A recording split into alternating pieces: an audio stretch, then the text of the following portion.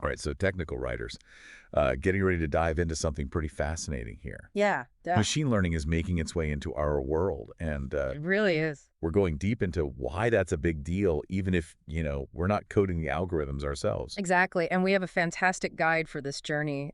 Senior technical writer Curt Robbins, Yes. his experience with companies like FedEx, Microsoft, and Wells Fargo, Wow. really gives him that front row seat to how machine learning is changing the game for us. Exactly. And I think is so interesting about Robbins is he's not just, some techie in a basement. Yeah, right. He's a seasoned writer who understands how this impacts our work. Yeah.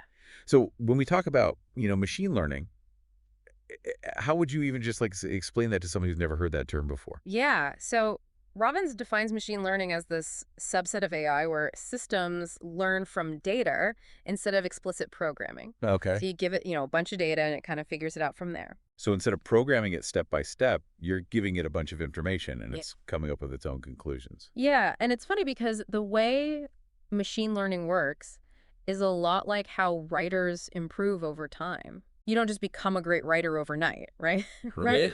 You learn by writing, getting feedback and refining your style based on what works for your audience. Yeah. Machine learning is similar. Instead of being explicitly programmed for every scenario, these algorithms are fed data and learn to make decisions based on patterns and relationships. Okay, so it's almost like it's learning by experience Yeah. rather than Yeah, by being told exactly what to do. exactly. And the implications of that are huge, especially for technical writers, because, it's not just about documenting static features anymore. Right. The systems we're writing about are becoming more complex and dynamic because of machine learning. Exactly. So how do we as technical writers even begin to keep up with this? That's the question. Yeah, I mean, I'm already feeling a little bit overwhelmed just thinking about it.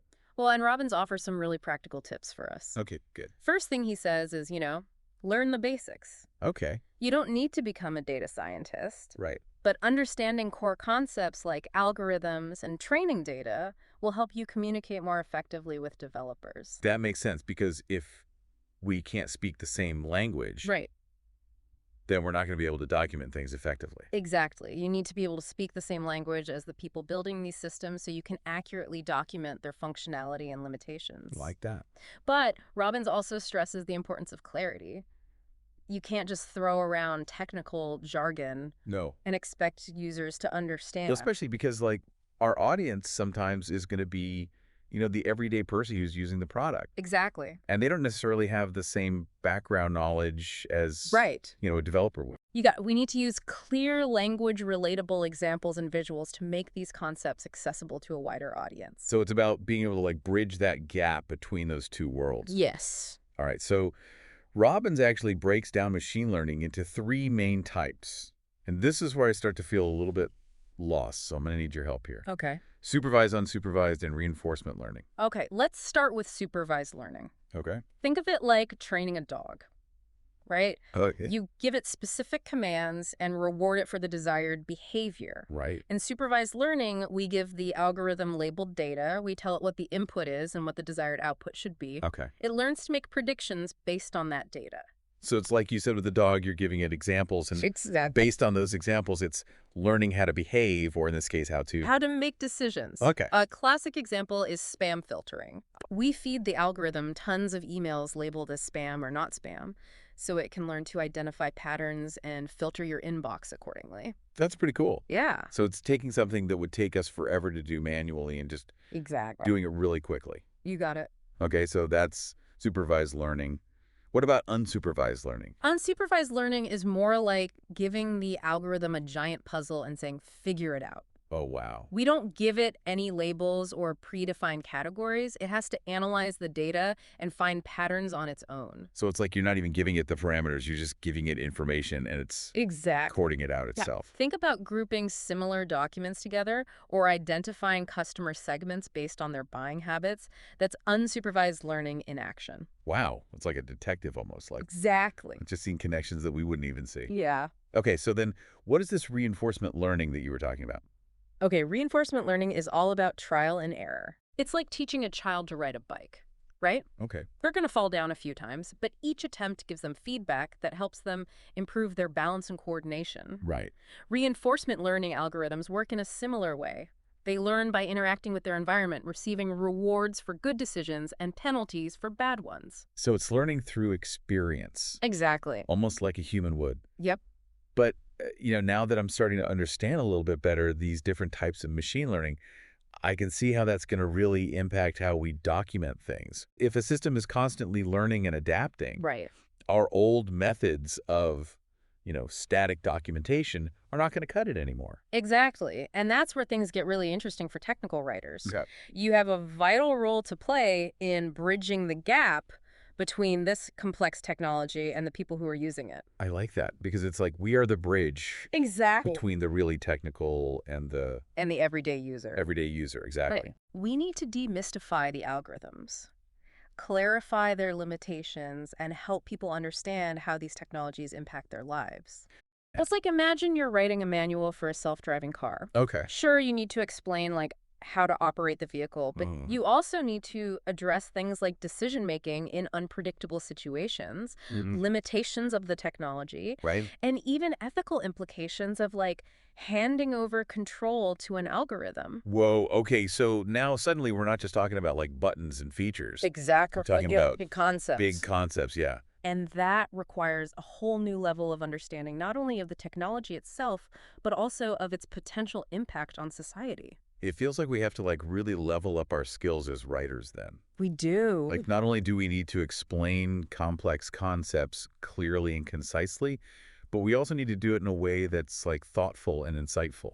Yes, and Robbins has some great advice for writers who are ready to embrace this challenge. He emphasizes the importance of collaboration, working closely with developers and data scientists. Oh, yeah, to really understand like the nuts and bolts. Yes, to really understand how this works so that we can write about it. Because if we don't understand it, Right. how can we expect to communicate it?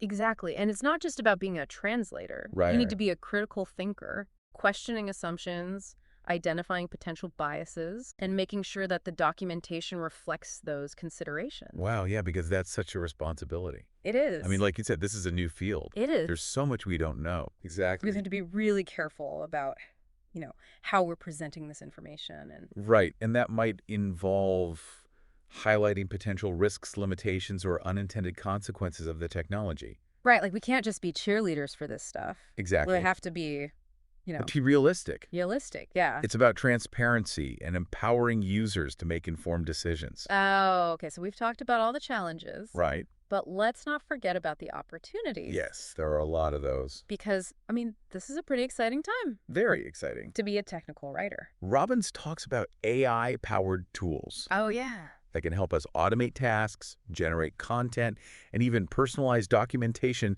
based on user needs. Oh, my gosh, that would save so much time. Right, it would free you up to do more interesting things. Yeah, because I think a lot of times, as technical writers, we get bogged down in the really nitty-gritty details. Yeah, yeah. And we don't always have time to be as, creative and strategic as we want to be. And imagine being able to tailor documentation to an individual user's level of expertise or specific learning style. Oh, wow. Yeah, that would be incredible. That would be amazing. That could revolutionize the way people interact with technology. So I think one of the biggest takeaways for me is, from reading Robbins' article, is like, we have to stay curious and adaptable Yes. in this field Absolutely. because it's moving so quickly. It's rapidly evolving, and we need to be lifelong learners, constantly seeking out new information, experimenting with new tools. It's like we're becoming machine learners ourselves in a way. Yes, you got to always updating our knowledge and adapting to new information. Exactly. And that brings me to like another point, which is, we have to have this growth mindset. Like, Yes. be willing to make mistakes, embrace the challenges, and just constantly strive to be better. Well, I'm definitely feeling a lot more excited than intimidated now. Good. And I want to give a shout out to Curt Robbins for writing that article. Yeah.